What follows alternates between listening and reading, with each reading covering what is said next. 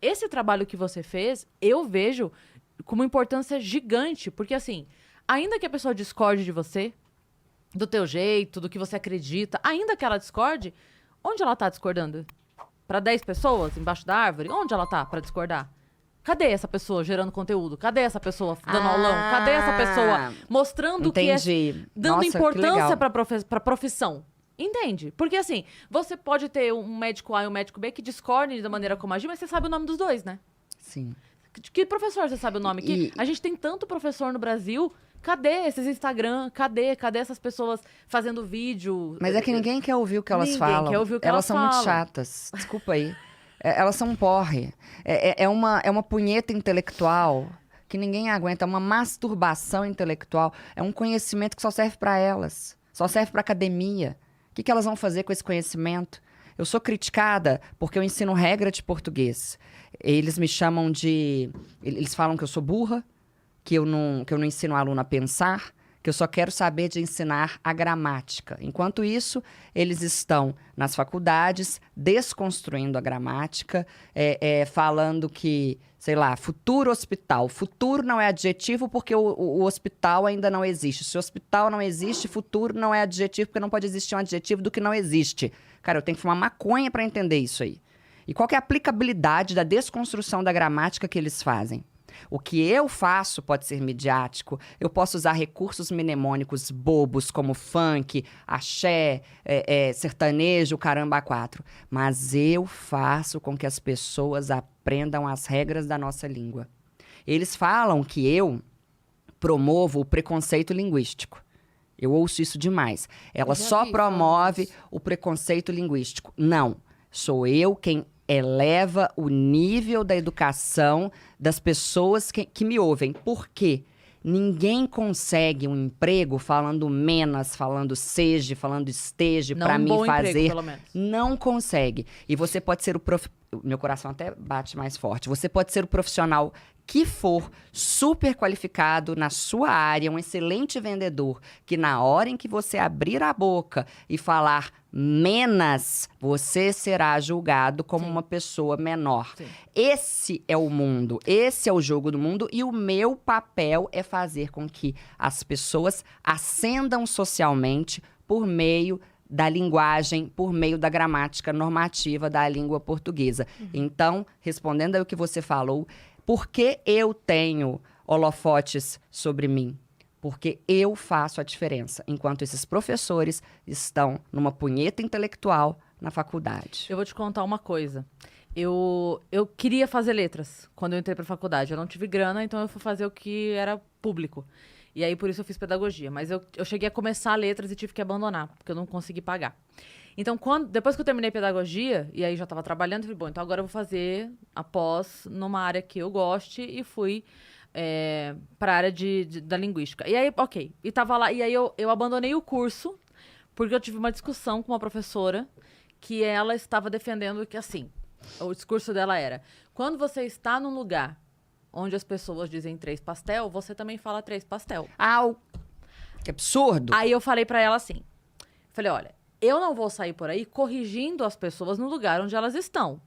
Mas, se eu estiver lá, eu vou falar 3 pastéis. Eu não preciso corrigi-la, mas eu vou dizer 3 pastéis. Não, porque você fazendo isso, você está... Aí é aquela coisa do preconceito linguístico. Ok. Aí eu falei, professora, olha só. A gente tinha em casa, a minha mãe, há muitos anos, ela falava, o pra mim fazer, pra mim comer, pra mim pegar. E de tanto eu e a minha irmã ficarmos enchendo o saco dela, que a gente enchia o saco dela, ela aprendeu e parou de falar. Hoje ela fala pra eu fazer, pra mim pegar, pra eu comer. E aí a professora falou pra mim assim, vocês estão erradas. Porque você deveria respeitar a sua mãe, a maneira como ela fala, blá, blá, blá, blá, blá, blá. Aí eu falei, professora, sabe qual é a diferença entre minha mãe e a sua? Porque ela falou, se fosse a minha mãe, eu jamais corrigiria. Eu falei, sabe qual é a diferença entre minha mãe e a sua? É que se minha mãe prestar um concurso público, ela passa. Yes!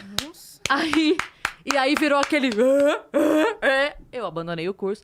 Mas a questão que eu digo sobre isso é que, assim, a rua já ensina o jeito errado. A internet, a gente já fala brincando, os plural na internet. A gente já brinca na internet. O problema é, a hora que a pessoa vai assinar um empréstimo, a hora que a pessoa vai fazer um contrato sério, a hora que ela precisa entender uma lei, não é dessa Cadê forma. esses profissionais nessa hora? E aí é a hora que a pessoa assina um contrato que ela não entende, ela lê, mas ela não entende. É a hora que ela é passada pra trás. É a hora que o aposentado aparece na TV denunciando porque conseguiram tirar 70% do que ele recebe numa lojinha que ele entrou lá na rua dele. Porque a pessoa não consegue. Então, assim, o que tá faltando se não ensinar essas pessoas o correto? E depois ela usa onde ela quiser aplicar ou não. Aí vai dela. Mas ela ser detentora do saber. Aqui convém usar, eu uso. Aqui não convém, eu não uso. Eu, às vezes, gravo story brincando e a gente fala, tô aqui com as amigas. Tá tudo bem, a gente fala. Tem uma profissão que tem passe livre pra ensinar, pra corrigir, Olha, é o professor, não? Eu li uma vez uma entrevista que fizeram com o Bechara, né, gramático, sobre o preconceito linguístico. A gente tem aqui, eu não gosto de falar o nome dele, porque vão falar que eu tô caçando briga e tal, caçando, né? Mineiro fala caçando. Há um cara, professor daqui de São Paulo, que defende que existe preconceito linguístico, que tem livros, que escreveu livros sobre o preconceito linguístico e tal. Eu fui obrigada a ler os livros desse cara na faculdade, blá, blá, blá. Quem faz letras aí já identificou quem é. E ele foi questionado, o Evanildo Bechara, sobre as teorias desse cara. E o Evanildo Bechara falou uma coisa muito certa. Se a escola se eximir da obrigação dela de apresentar para as pessoas a norma culta e mostrar que a norma culta tem o papel que a gente sabe que ela tem, quem vai fazer isso? Se começar o que esse povo do preconceito linguístico prega, porque o que eles pregam? Que não existe certo e errado. Existe inadequado e adequado. E aí sai lá aquele... Formal e informal. Aí, não sei se vocês viram, saiu no Jornal Nacional, um livro para ensino de jovens e adultos, que tava lá, nós pega o peixe. Aí perguntava, é correto falar assim? Sim, você pode falar assim, é correto, mas você pode ser vítima de preconceito linguístico. Como se a pessoa que fala corretamente fosse a errada, a ruim da história, a vilã da história. Quando, na verdade, o vilão é o quê? É a diferença, é a desigualdade que a gente tem educacional. Sim. Então, eu não posso baixar o meu modo de falar, eu não posso começar a aceitar tudo. É um bom mocismo, né? Sim. Eu não posso começar a aceitar tudo para que o outro não se sinta constrangido. O outro precisa se sentir constrangido para que ele vá atrás do conhecimento. Porque senão é o que você falou. Um passa, outro não passa. Mas precisa se sentir constrangido? Constrangido no sentido não ruim da palavra. Não é para ninguém humilhar ninguém. Né? Eu não estou falando aqui de humilhação, mas eu falo a respeito de um constrangimento do seguinte sentido... Do brio, né? Isso, do brio. Muito obrigada.